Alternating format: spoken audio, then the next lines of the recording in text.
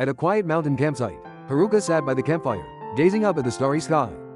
At 30 years old, she felt worn down by a stagnant career and strained relationships. What am I living for? The question echoed heavily in her heart. She recalled words her mother had told her as a child.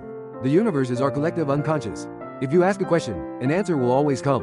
Her mother had continued, there's no such thing as a weed. Every blade of grass has a name and a purpose. Even more so, every human is born into this world with some purpose.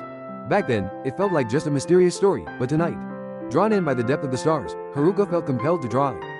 Universe, what is my purpose in life? She called out in her heart.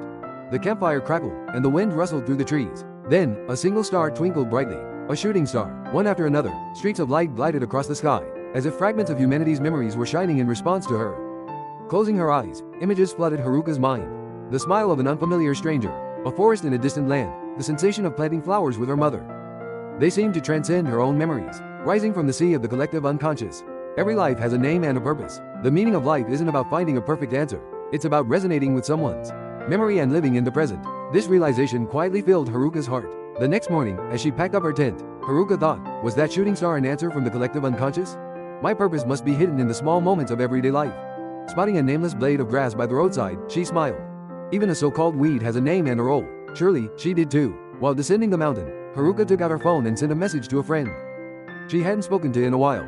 Hey, how are you? I'd love to meet up. The reply came instantly, Haruka, I'm so happy. Let's meet soon. Those words warmed her heart. It was a moment when the collective unconscious connected with her through her friend's voice. That night, looking up at the starry sky from her window, Haruka whispered, thank you, universe. A shooting star streaked across the sky, and she felt certain. The collective unconscious always answers those who ask, sometimes as the light of a star, sometimes as the bond between people. Her purpose, surely, lived within these connections.